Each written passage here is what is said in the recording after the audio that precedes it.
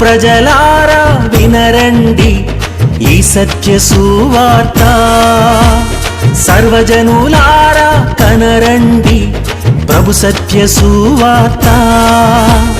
వినవచ్చిన ప్రియులకు విమోచన యేసు వార్త. ప్రభునందు ప్రేమైనటువంటి దేవుని బిడ్డలారా, దేవుడు మీతో మాట్లాడడానికి ఈ చక్కటి సమయాన్ని ఇచ్చినందుకు నేను ఎంతో సంతోషిస్తున్నాను. మీరు కూడా నాతో కలిసి సంతోషిస్తున్నారని ఆశిస్తున్నాను. మనందరం కలిసి దేవుని ప్రార్థించుటకు, ప్రార్థనపూర్వకంగా మనం దేవుని యొక్క వాక్యాన్ని వినటానికి మనందరం కళ్ళు మూసుకుందామా. పరిశుద్ధుడైనటువంటి మహా గొప్ప దేవ, అద్వితీయుడకు తండ్రి, నాయన సమాధానకర్తకు దేవ తండ్రి, ప్రార్థించినప్పుడు గూఢమైనటువంటి సంగతులు తెలియజేయగలిగినటువంటి మహా గొప్ప దేవ, నీ సన్నిధిని మా మధ్య నుంచి ప్రభా, ఇటు వాక్యాన్ని వింటున్నటువంటి బిడలు తండ్రి, వాక్యాన్ని చెప్తున్న నన్ను తండ్రి, మేమందరము నీలో ఏకమై ఉండి నీ నామమును మహిమపరుస్తూ నీ వాక్యమును మేము ధ్యానం చేసుకున్నప్పుడు మాకు ధైర్యాన్ని కలిగించేటటువంటి మాటగా, మమ్మల్ని ఆదరించేటటువంటి మాటగా నీ వాక్యపు వెలుగు మా మీద ఉండగలుగుటకు నీవు సహాయం చేసిన బట్టి వందనం చెల్లించుకుంటూ యేసు నామమున ప్రార్థించి పొందియున్నాము తండ్రి, ఆమేన్. ప్రియమైనటువంటి దేవుని బిడ్డలారా, వాక్యము ఎప్పుడు చాలా శక్తివంతమైనటువంటిది. బైబిల్ గ్రంథంలో ఎన్నో వాక్యాల ద్వారా, కొన్ని ఉదాహరణల ద్వారా, కొన్ని పరిస్థితుల ద్వారా, కొన్ని స్థితిగతుల ద్వారా దేవుడు మనల్ని ఆ స్థితిలోనికి తీసుకుని వెళ్ళి మనతో మాట్లాడుతూ ఉంటుంటాడు. ఒక్కొక్కసారి మనం ఉన్న చోట మనం ఏమీ తెలుసుకోలేకపోవచ్చేమో, కానీ దేవుడు మనల్ని ఒక జరుగుతున్న స్థలములను కానీ, లేదంటే కొన్ని స్థలాలకు మనకు తీసుకుని వెళుతున్నప్పుడు అక్కడ జరిగేటువంటి పరిస్థితులను బట్టి కొన్ని విషయాలు మనకు నేర్పిస్తుంటుంటాడు. అటువంటి ఒక విషయం ఒకటి ధ్యానం చేసుకోవటానికి మనకి చాలాసార్లు తెలిసిన విషయం ఏమిటంటే కనుక, ఆల్చిప్పలు అనేటువంటిది, దాని గురించి ఎక్కువగా మనం చూస్తుంటాము. మన సముద్రం ఒడ్డుని చూసుకున్నప్పుడు చెప్పులు కనబడుతుంటాయి. ఇవన్నీ చూస్తున్నప్పుడు ఆ చెప్పులోని అక్కడ ముత్యము తయారవటానికి చాలా కష్టముతో కూడినటువంటి పని.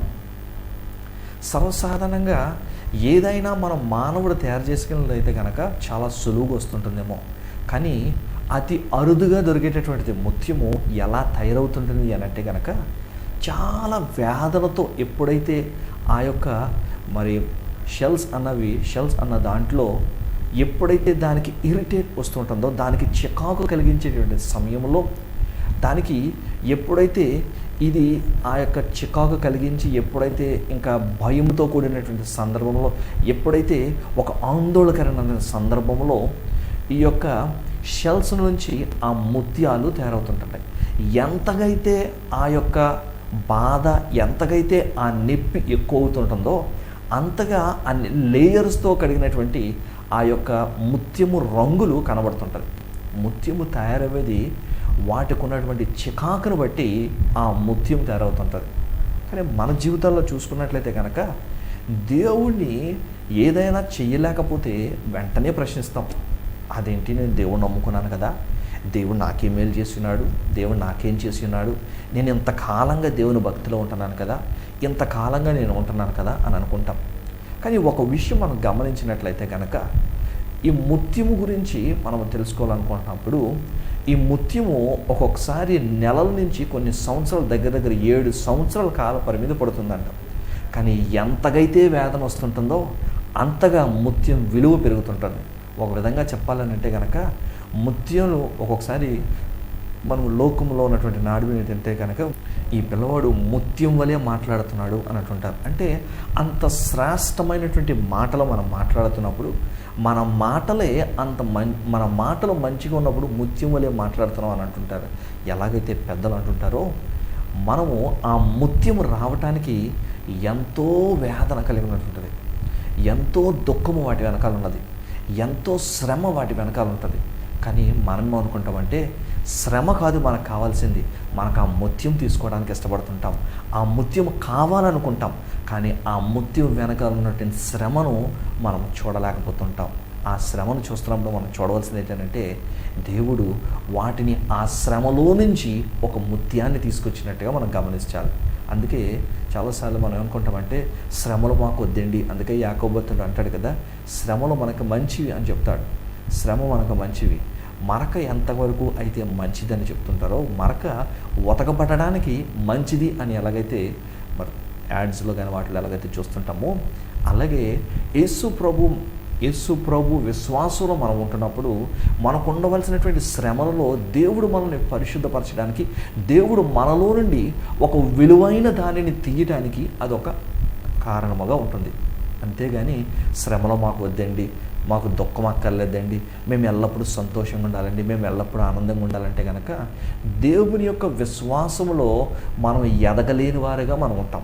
శ్రమలు ఎందుకనంటే నీ విశ్వాసంలో ఎదగడానికి, విశ్వాసంలో నీ ఓర్పు సహనము, నీ యొక్క పరిస్థితి దేవుడు నిన్ను పరీక్షించినప్పుడు నీ యొక్క పర్సంటేజ్, నిన్ను గ్రేడ్ చేయడానికి, నీకు మార్కులు ఇవ్వడానికి, ఆ సమస్యలలో నువ్వు ఎలాగైతే ముందుకు వెళుతున్నావో అన్న విషయాన్ని పరీక్షించి ఆయన దాన్ని బట్టి నీకు రిజల్ట్స్ అన్నవి ఉంటుంటాయి. మనం మొన్న రీసెంట్గా మరి పరీక్షలు రాసినటువంటి బిడ్డలు ఎంతోమంది ఉంటుంటారు. ఆ పరీక్షలు రాసినప్పుడు రిజల్ట్ కొరకు ఎంత ఆతృతగా ఎదురు చూస్తుంటామో, ఆ పరీక్ష అయిన వెంటనే రిజల్ట్ కొరకు ఎంత ఆతృతగా చూస్తుంటామో, నీ జీవితంలో కూడా చూడవలసింది ఏమిటంటే సమస్య వచ్చినప్పుడు ఆ సమస్యకు రిజల్ట్ కొరకు ఎవరి దగ్గర రావాలంటే దేవుని దగ్గరకు వస్తూ ఉండాలి. ఎప్పుడైతే దేవుని దగ్గరకు వస్తుంటామో ఆ సమస్యలకు పరిష్కార మార్గము ఆయన దగ్గర ఉంది, సమస్యలకు జవాబు ఆయన దగ్గర ఉంది. ఆయన దగ్గర మొత్తం కీస్ అన్నీ నీకు నీ ప్రశ్నకు సమాధానమైనటువంటి కీ ఆయన చేతిలో ఉంది. ఆయన దగ్గరికి వస్తే ఆయన నీకు సమాధానం ఇస్తాడు. మనము ఆయన దగ్గర కంటే లోకమంతా తిరిగినా, ఆయన యేసు దగ్గరికి మనం రాకుండా లోకమంతా తిరిగినా అది ప్రయోజనమే లేదు. కానీ దేవుడు ఏమంటాడు తెలుసా, మీరు నా దగ్గరికి వచ్చినప్పుడు మీ భారమంతా నా మీద మోపినప్పుడు నేను మీకు విశ్రాంతిని కలుగజేస్తానంటాడు. సో బిడ్డలారా, ఈ ఉదయకాలమున ఈ సమయమున మనం దేవుని వాక్యమును వింటున్నప్పుడు మనం చూడవలసింది ఏంటంటే మనకున్న సమస్యలను కాదు, ఆ సమస్యల్లో దేవుడు నేను ఏ విధంగా మలుచుతున్నాడో అన్న విషయాన్ని మనం గమనిస్తుండాలి. చెక్కబడుతున్నప్పుడు మనము అయ్యో నాకు ఇక్కడ నొప్పి వస్తుంది, అయ్యో నేను ఇక్కడ చెక్కబడనే అని అనుకుంటే కనుక ఆ రాతికి శిల్పకారుడు చేసినటువంటి శిల్పము రూపం రాదు. ఒకవేళ కుమ్మరి వంటి పాత్రను కుమ్మరి అది కొండను తయారు చేస్తున్నప్పుడు ఆ కొండ కనుక మధ్యలో విరిగిపోతే దాన్ని మళ్ళీ మట్టి ముద్ద చేసి దాన్ని మళ్ళీ చేస్తూ దాన్ని ఇటు నుంచి వంచుతూ అలా వంచుతూ దాన్ని ఒక ఆకారంలో తీసుకుని రావడానికి, కింద నుంచి చేతులు ఎలా పెడుతూ దాన్ని ఒక బిందె ఆకారంలో తీసుకుని రావడానికి ఒక చిన్న మూతిగా తీసుకుని వస్తుంటాడు. ఎందుకంటే పట్టుకోవడానికి వీలుగా ఉంటుంది కాబట్టి. సో ఏది చేసినప్పటికీ ఆ కుమ్మరి వాని చేతిలో మనం ఇమిడ్చిపోయేటట్టుగా ఉంటుండాలి, ఆయన చేతిలో ఉన్నటువంటి బిడ్డలుగా ఉంటుండాలి. మనము మలచబడుతున్నప్పుడు అయ్యో నేను మలచబడుతున్నానే, నాకు ఇష్టం లేదే, నేను ఎలా ఉండాలనుకోవట్లేదే, అలా ఉండాలనుకోవట్లేదు అన్నది కాదు. కానీ మనము దేవునికి అర్పించుకుంటున్నప్పుడు సమస్యలు వచ్చినా, నలగొట్టబడిన ఇసుక మట్టిని బాగా తొక్కబడినప్పుడు దాన్ని ఇసుక ముందుగా మనలో ఒక ఆకారంలో తీసుకుని వస్తున్నప్పుడు నేను ఎలా ఉండను అని అనుకుని భీష్మించుకునే దానికంటే ఈ శ్రమ నాకొద్దు అని అనుకుంటే కనుక నీవు ఒక ఉపయోగపడే పాత్రగా లేకుండా పోతుంటావు. కానీ దేవుని మాట ఏమంటుందో తెలుసా, శోధనలో శ్రమలలో నువ్వు ఎప్పుడైతే ఓర్పు సహనం కలిగి ఉంటావో అప్పుడు గొప్ప వెలుగు నిలవటుంది. అలాగే గొప్పతనాన్ని దేవుడు నీకు ఇవ్వాల్సినటువంటి బహుమానములుగా దేవుడు నీకు ఆ యొక్క రివార్డ్స్ అన్నీ అనుగ్రహిస్తుంటాడు. శ్రమలో ఎప్పుడైతే ఓపికతో సహనంతో మనం కనిపెట్టుకుంటూ ఉన్నప్పుడు, ఒక బంతి న్యూటన్ థర్డ్ లా ప్రకారంగా చూసుకున్నట్లయితే ఒక బంతిని విసినప్పుడు it has an equal opposite reaction అని ఉంటాడు. ఒక బంతిని గోడ కొట్టినట్లయితే అది ఆటోమేటిక్గా ఎలాగైతే కొడుతుంటుందో ఈ శ్రమకు మీరు దేవునితో ఆ విధంగా మాట్లాడినట్లయితే కనుక నీ ఓర్పు సహనాన్ని కోల్పోయినప్పుడు దేవుడి నీ కొరకు ప్రత్యేకించి ఒకటి ఏర్పాటు చేయాలనుకుంటున్నాడు. కానీ దాని వైపు వెళ్లకుండా నీ అంతటి నువ్వే ఆగిపోతున్నటువంటి పరిస్థితులు అధికముగా ఉంటున్నాయి. కానీ దేవుడు అంటున్న మాట ఏమిటంటే కనుక నీవు ఆ శోధనలో, ఆ శ్రమలలో నీవు ఎప్పుడైతే వెళుతుంటావో అప్పుడు దేవుడు నిన్ను ఒక ముత్యముగా మార్చడానికి ఇష్టపడుతున్నాడు. దేవుడు నిన్ను ఒక ముత్యముగా చేయాలని ఇష్టపడుతున్నాడు. కానీ నీవు ఆ స్టేజ్కి వెళ్లకుండానే మధ్యలో ఆగిపోతున్నామో ఒకసారి పరీక్షించుకుంటున్నాం. బైబిల్ గ్రంథంలో మనం చూసుకున్నప్పుడు యేసు ప్రభు వారి జీవిత చరిత్రలో వారి గురించి మనం తెలుసుకుంటున్నప్పుడు మొదటి పేతురు రాసిన పత్రిక 2వ అధ్యాయము 21-22 వచనాలు మనం చూసుకుంటున్నప్పుడు అక్కడ చక్కటి మాటలు కనబడుతుంటాయి. ఏమంటాడంటే కనుక క్రీస్తు కూడా మీ కొరకు బాధపడి మీరు తన అడుగు జాడల యందు నడుచుకున్నట్లు మీకు మాదిరిగా ఉంచి పోయాను. ఒక విషయంలో మనం చెప్పాలంటే కనుక దేవుడు హి సెట్ అన్ ఎగ్జాంపుల్. ఆయన ఒక ఉదాహరణగా ఆయన బ్రతికి మనల్ని బ్రతకటానికి ఒక మార్గాన్ని చూపించున్నాడు. నీవు నేను ఆయన అలా చేయలేదనుకోండి, నీవు ఒక చేయలేకపోతే అది వేరే విషయం. కానీ ఆయన చేసి చూపించాడు కాబట్టి నీవు నేను కూడా ఆయన వలె మనము కూడా చేయడానికి మనం ప్రయత్నం చేయాలి. మనం ప్రయత్నం ఎప్పుడైతే చేస్తుంటామో, మనం ఎప్పుడైతే ఆ విధంగా ఉండటానికి మనం ఉంటుంటామో, నమ్మండి దేవుడు ఆయన ఎప్పుడైతే ఆ శోధనలో గుండా వెళుతూ అని చూడండి ఇక్కడ చక్కటి మాట, క్రీస్తు కూడా మీ కొరకు బాధపడి మీరు తన అడుగు జాడలందు నడుచుకున్నట్లు మీకు మాదిరిగా ఉంచిపోయాను. మనము ఆయన అడుగు జాడలో నడుచుకుంటూ ఆయన వలె మాదిరిగా మనం ఉండాలి. మనము ఒకసారి ఈ దినాల్లో ఏమైపోతుందంటే, ఒక రోల్ మోడల్స్ ఎవరు ఉన్నారంటే కనుక ఒకవేళ ఒక్కొక్క ఫ్యాషన్ బట్టి, ఒక్కొక్క ట్రెండ్ని బట్టి, ఒక్కొక్క విధానం బట్టి వాళ్ళు ఒక సెట్ ఆఫ్ స్టైల్ ఒక 1 మంత్లో ఇది ఒక కలర్ అన్నట్టుగా, ఒక స్ట్రక్చర్ అన్నట్టుగా ఇలాగ ఒక్కొక్కటి రకరకాలుగా పెట్టుకుంటుంటారు. కానీ ఎవరిని చూసి మాదిరిగా ఎంచుకున్నా మన వే ఆఫ్ స్టైల్ మారుతున్నా, మన వే ఆఫ్ జీవితం మారుతున్నా, మనము ఇవన్నీ ఉంటాయిపోతాయి. కానీ నీవెప్పుడైతే క్రీస్తును పోలిన వ్యక్తి వల్లే నీవు ఉంటున్నావో, you are a real Christian. ఎప్పుడైతే క్రీస్తును పోలి నడుచుకునేటువంటి వ్యక్తిగా ఉంటున్నప్పుడు అప్పుడు నీవు నిజమైన క్రైస్తవుడిని అని చెప్పుకోవటంలో గొప్పతనం ఏమిటంటే, క్రీస్తు పోలినట్టు నడుచుకోవటం అన్నది విశేషం. నిజానికి చెప్పాలంటే క్రీస్తు పోలిన వాళ్ళ వల్లే నడుచుకోవాలనంటే చాలా కష్టం. కానీ దాన్ని ఎప్పుడైతే మనం చేయగలుగుతూ ఆచరిస్తూ మనము ఆ వాక్యము సారంగా మనం బ్రతుకుతూ ఉంటామో, అప్పుడు దేవుడు అనే మాట ఏంటంటే, నీవు క్రీస్తు పోలిన వ్యక్తి వల్లే ఉంటున్నావు, నీవు యేసుని మాదిరిగా నీవు నడుచుకుంటున్నావు అన్న విషయాన్ని మనం గమనించగలుగుతుంటాం. అయితే బైబిల్ గ్రంథంలో కొన్ని ఉదాహరణలు కనబడుతున్నాయి. బైబిల్ గ్రంథాన్ని మనం చూస్తున్నప్పుడు ఈ విధములుగా సమస్య నుండి ముత్యముగా మార్చబడినటువంటి బిడ్డలలో మొట్టమొదటిగా మనం చూసుకున్నప్పుడు యోసేపుని గురించి మనం వింటున్నప్పుడు, యోసేపు అక్కడి నుంచి వాళ్ళ అన్నలు తాను ఒక్కడే ఒంటరిగా వచ్చి అన్నలకు భోజనం తీసుకొచ్చినప్పుడు అన్నలు ఏం చేస్తున్నారంటే తనని బంధించారు, ఒక నూతులో పెట్టేస్తున్నారు. నూతుల నుంచి మళ్ళీ తీసుకుని వచ్చి ఐగుప్తులకి అమ్మేస్తారు. ఐగుప్తులకి అమ్మేసినప్పుడు ఐగుప్తుకి బానిసగా వెళ్ళినాడు. బానిసగా ఉన్నటువంటి వ్యక్తి, అసలు బానిస ఒక రాజు తర్వాత రాజు అవ్వటం అసాధ్యం, చాలా కష్టం. కానీ దేవుడు ఎలా చేసి ఉన్నాడంటే, బానిసగా ఉన్నటువంటి వ్యక్తి కానీ ఆ సమస్యల గుండా వెళుతూ ఎప్పుడైతే ఇతను బానిసగా తీసుకుని వెళ్ళారో, ఆ పనిచేసే ఇంటిలో ఎప్పుడైతే యోసేపు ఉన్నాడో ఆ ఇంటిలో ఆశీర్వాదం ఉన్నది, ఆ ఇంటిలో సమృద్ధి ఉన్నది, ఆ ఇంటిలో అన్నీ కూడా అధికముగా వస్తున్నవి. అంటే దేవుడు వెల్త్ విషయంలో కానీ, సంపద విషయంలో కానీ, అన్ని విషయాల్లో దేవుడు ఒకటి యాడ్ చేసుకుంటూ వెళ్ళినాడు. బైబిల్ గ్రంథాలు చూసుకున్నట్లయితే కనుక ఆదికాండం 39వ అధ్యాయము 5వ వచనంలో కనబడుతుంటుంది. ఒకసారి తీద్దామా, ఆదికాండం 39వ అధ్యాయము 5వ వచనంలో అక్కడ చెప్తున్నటువంటి మాట ఏమిటంటే కనుక, యోసేపు అతడు తాని ఇంటి మీదను తనకు కలిగినదంతటి మీదను అతడికి విచారణకర్తగా నియమించిన కాలమున మొదలుకొని యెహోవా యోసేపు నిమిత్తము ఆ ఐగుప్తుల ఇంటిని ఆశీర్వదించెను. యెహోవా ఆశీర్వాదము ఇంటిలోనేమి పొలములోనేమి అతనికి కలిగిన సమస్తం మీద ఉండేది. యోసేపు అక్కడ ఉండటంలో దేవుడు ఇంటిని పొలమును అక్కడ కలిగిన సమస్తమన్నిటిలో ఆశీర్వాదం కలిగింది.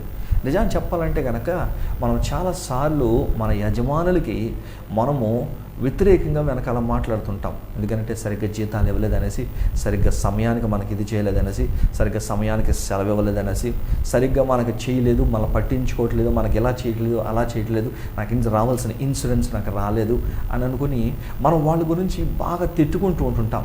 కానీ యోసేపు దేవునికి నమ్మకంగా ఉన్నాడు, తన యజమాని ఎప్పుడు తిట్టుకోలేదు. ఒకవేళ మనం ఆలోచించుకున్నట్లయితే కనుక మనమైతే ఒకవేళ దేవునిని విశ్వసిస్తూ దేవుని పట్ల నమ్మకంగా ఉంటూ తన యజమాని పట్ల ఎప్పుడు నమ్మకంగా ఉండేవాడు, కానీ ఎప్పుడు వెనకంజు మాట్లాడలేదు. అందుకే దేవుడు ఆ యోసేపు ఆ ఇంటిలో ఉండటము దేవుడు ఆ ఇంటిని ఆస్వాదించినాడు. నీవు నేను కూడా మన యజమాని బాగుండాలి అని కోరుకుంటుండాలి, యజమాని ఆశీర్వదింపబడాలి అని కోరుకుంటుండాలి, యజమాని దీవెన కలిగి ఉండాలి అని అంటే ఇక్కడ యోసేపు ఉన్న ఇంటిలో ఆశీర్వాదం ఉన్నది. యోసేపు చూడండి అక్కడ చక్కటి మాట అంటాడు, యెహోవా ఆశీర్వాదము ఇంటిలోనేమి పొలములోనేమి అతను కలిగిన సమస్తం మీద ఉండేది. దేవుని యొక్క ఆశీర్వాదము ఆ ఇంటి మీదుగా ప్రత్యేకంగా ఉన్నది అని అంటే దేవుడి పట్ల ఆ యొక్క నమ్మకత్వముతో తాను ఉన్నాడు కాబట్టి దేవుడు ఆ ఇంటిని ఆశ్రయించాడు. ఒక క్షణం మనం ఆలోచించుకున్నట్లయితే నీవు నీ యజమాని పట్ల ఆ విధమైనటువంటి నమ్మకత్వంతో ఉన్నావా? నీ యొక్క పై అధికారితో ఆ యొక్క విధమైనటువంటి నమ్మకత్వంతో ఉన్నావా? ఒకవేళ రాంగ్ రిపోర్టులు రాస్తూ నీవు చెయ్యని దాన్ని చేసినట్టుగా చూపించి దానిని మభ్యపరిచినట్లయితే కనుక దేవుడు లెక్క చూస్తుంటుంటాడు. నీవు చేసే పని సఫలపరచబడాలన్నా, నీవు చేసే పని ఆశీర్వదించబడాలన్నా నీవు నమ్మకంగా నీ యజమానికి నీవు ఎప్పుడైతే రిపోర్ట్ చేయగలుగుతుంటావో దేవుడు నీ పనిని ఆశీర్వదించబోతున్నాడు. దేవుడు ఆ ఇంటిని ఆశీర్వదించడానికి దేవుని పట్ల తాను నమ్మకంగా ఉన్నాడు కాబట్టి దేవుడు ఆ ఇంటిని ఆశీర్వదించాడు, పొలం ఆశీర్వదించాడు, సమస్తం అన్నట్టంటని యోసేపును బట్టి ఆ ఇల్లు ఆశీర్వదించాడు. ఒకవేళ ప్రశ్న వేసుకుంటే నిన్ను బట్టి నీ యజమాని లేదంటే ఆ కుటుంబానికి లేదంటే నీకున్నటువంటి సంస్థ, నువ్వు పనిచేసే సంస్థకు ఆశీర్వాదం కలుగుతుందా లేదా అని మనం ఇప్పుడు ప్రశ్న వేసుకుంటుండాలి. ఒకవేళ ఆశీర్వాదం కలగలేకపోతే ఒకవేళ ఒక క్షణాన్ని క్షమాపణ అడుగుని, యేసయ్యా నాయనా నేను సమస్యల్లో నేను నలిగిపోతున్నాను, ముత్యముగా మార్చవలసింది మధ్యలో స్థితిలోనే నేను దాన్ని ఓపెన్ చేయాలనుకుంటున్నానేమో, ఒకవేళ నీవు దాని గురించి క్షమాపణ అడుగు, దేవుని దగ్గర క్షమాపణ అడుగుతూ ఉండు. ఒకవేళ మరొక ఉదాహరణ మనం తీసుకున్నట్లయితే కనుక ఒకానొక సహోదరి పేరు తెలియనటువంటి వ్యక్తి, పేరు తెలీదు కానీ చెరపట్టబడినటువంటి కుమార్తెగా వెళ్ళింది. చిన్న పిల్ల, చిన్న అమ్మాయి అయినప్పటికీ చెరపట్టబడినటువంటి కుమార్తెగా ఉన్నప్పుడు ఆ చెరపట్టబడిన వాళ్ళు సర్వసాధారణంగా ఎక్కడా బానిసే. మొట్టమొదటి మనం చూసినప్పుడు యోసేపు బానిసగా వెళ్ళాడు. రెండోది బానిసగా వెళ్ళినటువంటి చిన్న పిల్ల అయినప్పటికీ ఆమె విశ్వాసములో దృఢమైనటువంటి విశ్వాసగా ఉంటుంది. తన యొక్క యజమానికి ఎప్పుడైతే ఒక లెపరసీ అనేటువంటి వ్యాధి తనకు సోకిందో ఆ యొక్క తన యజమానిని చూసి ఎప్పుడైతే ఆ కుమార్తె అంటది, అయ్యా యజమానులతో మాట్లాడుతుంటుంది ఏమంటే కనుక మా ఊరిలో పలానా వ్యక్తి ఉన్నాడు, ఆ వ్యక్తిని కనుక మీరు కలిసినట్లయితే కనుక తప్పకుండా మీకున్న వ్యాధి నయమవుతుంటుంది. సర్వసాధారణంగా బానిసలు చెప్పేటటువంటి మాటలు యజమానులు ఎవరో లెక్క చేయరు, బానిసలు చెప్పేటటువంటిది పెద్ద పట్టించుకోరు. కానీ ఆ బాధ ఎంత భరితమైనదంటే ఆ భార్య, ఆ యొక్క నయమోని యొక్క భార్య ఎవరికి చెప్పుకోలేక ఎవరికి చేయలేక తనలో తను ఎంతో నలుగుతూ తన భర్త గురించి ఎంతో ప్రయాసపడుతున్నటువంటి వ్యక్తి అయి ఉండొచ్చేమో. కానీ నీవు కూడా ఒక స్త్రీగా లేదంటే నీ భర్త గురించి నీవు ఎంతో కన్నీరు కాస్తున్నప్పుడు ఒకవేళ తెలియనటువంటి కుటుంబం కొరకు మీరు కాల్సినప్పుడు దేవుడు ఏమంటాడో తెలుసా? ఆ చిన్న కుమార్తె ఎప్పుడైతే యేసుని గురించి చెప్పినదో లేదంటే ఆ చిన్న కుమార్తె తనలో ఉన్నటువంటి విశ్వాసం బట్టి అక్కడ ఉన్న ఆ ఊరిలో ఉన్నటువంటి ప్రవక్తల గురించి ఎప్పుడైతే చెప్పి ఉన్నారో ఆ ప్రవక్త పట్ల మా ప్రవక్త ఉన్నాడు, ఆ ప్రవక్త అక్కడికి వెళ్ళినప్పుడు తప్పకుండా స్వస్థపరిచినప్పుడు మొదట్లో నమ్ముందో నమ్మలేదో మనకు తెలియదు, అదంతా రాయలేనప్పటికీ అక్కడ చక్కటి మాట రెండో రాజుల గ్రంథం మనం చూసుకున్నట్లయితే కనుక రెండో రాజుల గ్రంథము 5వ అధ్యాయము 14వ వచనం మనం చూసుకున్నప్పుడు అక్కడ మాట్లాడుతుంటాడు. రెండో రాజుల గ్రంథము 5వ అధ్యాయం 14వ వచనం అక్కడ ఏమంటాడంటే కనుక మనము చదువుతున్నప్పుడు మనకి అక్కడ తన యొక్క చర్మము లెప్పరసి ఉన్నటువంటి కుష్ఠరోగంతో ఉన్నటువంటి చర్మము చిన్న పిల్లవాని వలె ఒక చర్మముగా మార్చబడటానికి అక్కడ ఆ కుమార్తె చేసినటువంటి మొట్టమొదటి పని ఏమిటంటే ఆ ఇంట్లో ఉన్నటువంటి సమస్యను చూసి పరిష్కార మార్గం చెప్పడానికి ప్రయత్నం చేసింది. బానిసత్వంలో ఉన్న వారి మాట ఎవరో లెక్క చేయకపోయినప్పటికీ తాను ఒక మంచి చేయాలని ప్రయత్నం చేసింది. నీవు నేను మనం చూసుకున్నప్పుడు ఈ యోసేపుని చూసుకున్నప్పుడు యోసేపు అక్కడ బానిసగా వెళ్ళినప్పటికీ ఆ బానిస నుంచి దేవుడు రాజు తర్వాత రాజుగా చేసి ఉన్నాడు. ఈ కుమార్తె బానిసగా ఇక్కడ నుంచి ఇజ్రాయెల్ నుంచి అక్కడ చెరపట్టబడినప్పటికీ ఆ ఇంటికి మంచి చేయాలని ప్రయత్నం చేస్తుంది. నీవు పని చేస్తున్న చోట ఎంతవరకు మంచిని చేయగలుగుతున్నావు అన్న ప్రశ్న వేసుకుంటే ఒక్కొక్కసారి మనం క్వశ్చన్ చేసుకోవాల్సిందే.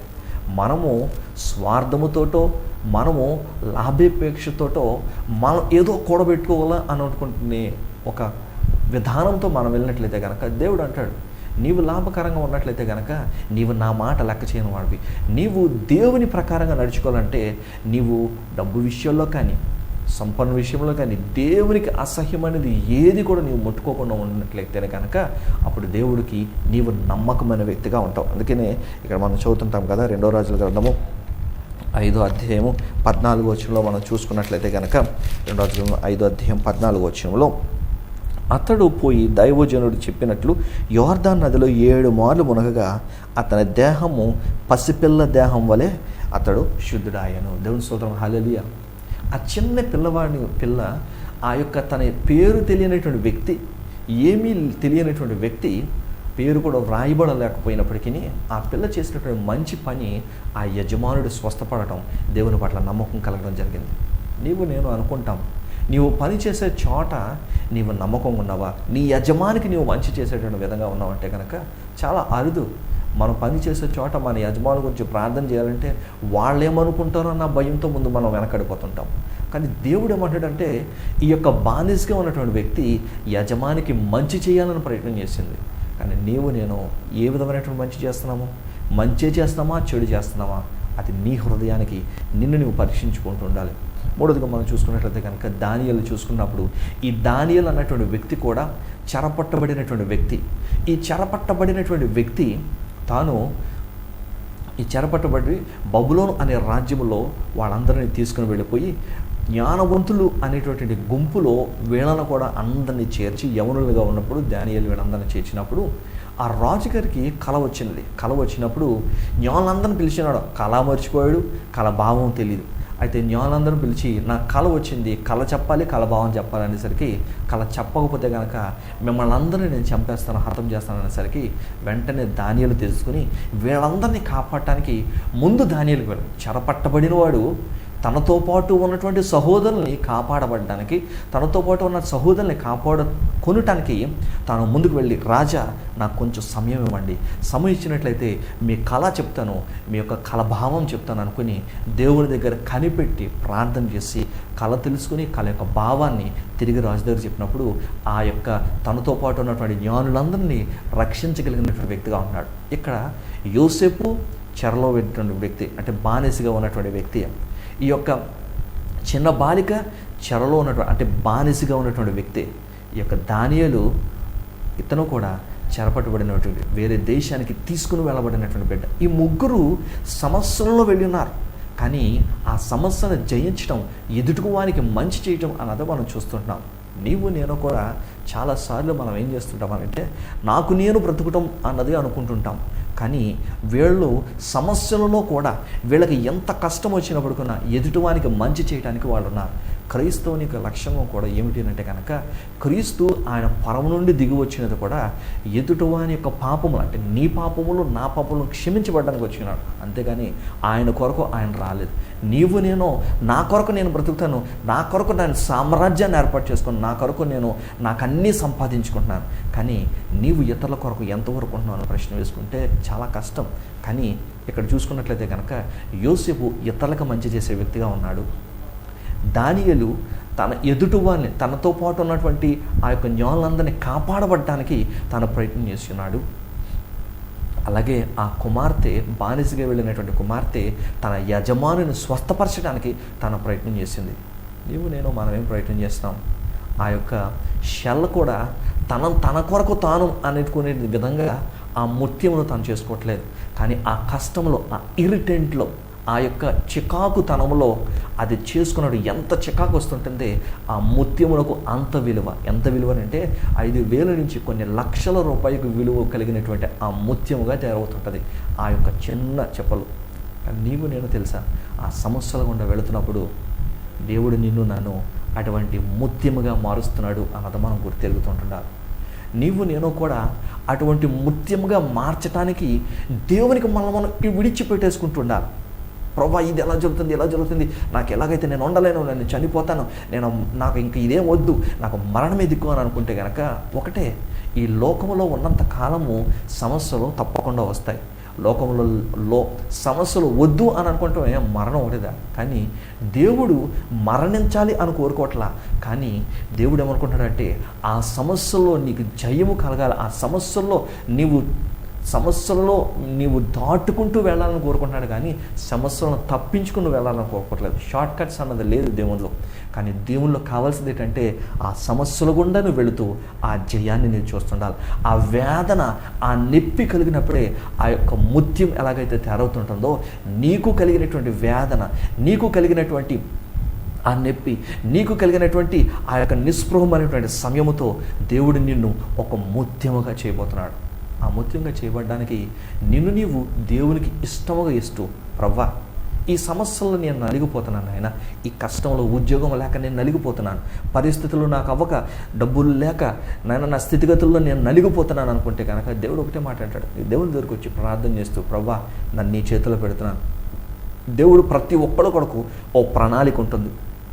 దేవుడు ప్రతి ఒక్కరి కొరకు ఒక ఆలోచన కలిగి ఉంటాడు. కానీ దేవుని ఆలోచన చెప్పిన నడవటానికి, ఒకవేళ దేవుని చిత్తం తెలిసి ఒకవేళ అటు ఇటు వెళ్ళినప్పటికీ, ప్రవ్వా నేను నీ చిత్తంలో, నీవు నన్ను గర్భంలో రూపింపబడకముంటే నేను నిన్ను ఎరుగుదును అన్నటువంటి దేవుడివి. నా గురించి నేను ఎలా ఉండాలో, ఎక్కడ ఉండాలో, ఏ స్థితిలో ఉండాలో, ఏ విధంగా ఏ ఉద్యోగంలో ఉండాలో అన్నీ నా గురించి జననం నుండి మరణం వరకు తెలిసినటువంటి దేవుడు నీవు. నా ఇష్టాలు కాదు నేను చేసుకోవాల్సింది. నా కష్టాల్లో నేను ఎంత కష్టాల్లో ఉంటున్నప్పుడు వీటి గురించి ఆలోచించడం కాదు, ప్రవ్వా నేను నీ చేతిలో ఉన్నానా లేదా అని ఎప్పటికప్పుడు పరీక్షిస్తూ, ప్రవ్వా నీ చేతిలో ఉన్నప్పుడు నీవు నన్ను తండ్రి సమస్యల నుండి ముత్యముగా మార్చేటటువంటి దేవుడు నీవు. సమస్యల నుండి నన్ను మాణిక్యంగా మార్చేటటువంటి దేవుడు నీవు, ముత్యముగా మార్చగలిగినటువంటి దేవుడు నీవు తండ్రి. అటువంటి గొప్ప దేవుని దగ్గర నీవు వచ్చినప్పుడు నేను కావాల్సింది ఏంటో తెలుసా?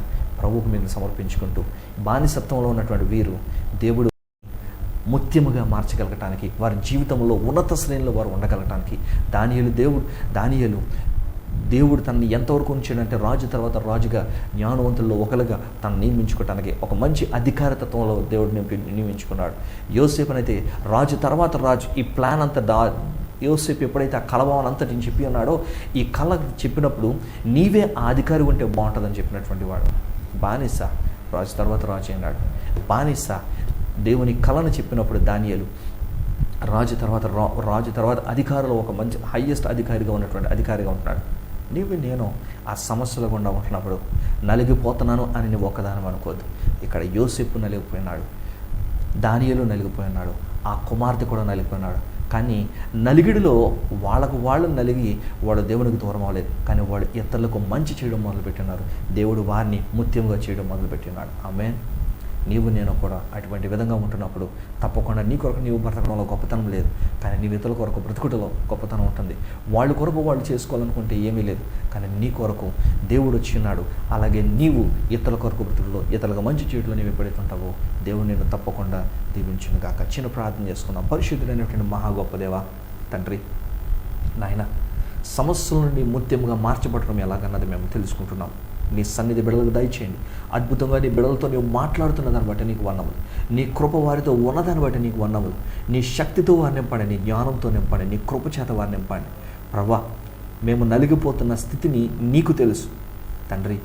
ఎవరు ఎన్ని మాట్లాడుకుంటున్నా ఆ నలిగిడి నీకు మాత్రం తెలిసినప్పుడు ప్రభా వాటిల్లో నుండి మమ్మల్ని ముత్యముగా ఎలా మార్చగలవో, మమ్మల్ని విలువ కలిగినటువంటి వ్యక్తిగా నీవు ఎలా చేయగలవో తండ్రి, మమ్మల్ని అంచెలంచెలుగా ఎదిగింప చేయగలిగిన వ్యక్తిగా నీవు ఎలా చేయగలవో అదంతా నీ చేతిలో ఉన్నప్పుడు మేము నీ చేతిలో ఉన్నటువంటి బిడ్డలుగా మేము ఉండాలి. అలాగే ఇతరులకు ఉపయోగపడే వ్యక్తులుగా మేము ఉండాలి. ప్రభా మా కొరకు మేము బ్రతుకుడు కాదు, కానీ ఇతరుల కొరకు మేము బ్రతికేటటువంటి వ్యక్తులుగా మేము ఉంటూ తండ్రి, ఇతరులని రక్షణ మార్గంలో నడిపించేటువంటి వ్యక్తులుగా మేము ఉంటూ, ఇతరులకి మేలు చేసేటువంటి వ్యక్తులుగా మేము ఉంటూ అనేకులని క్రీస్తు కొరకు సాక్షులుగా మేము ఉండగలుగుతుగా నేను సహాయం చేస్తున్న బట్టి మనం చెల్లించుకుంటూ యేసు నామమున ప్రార్థించి పొందియున్నాము తండ్రి.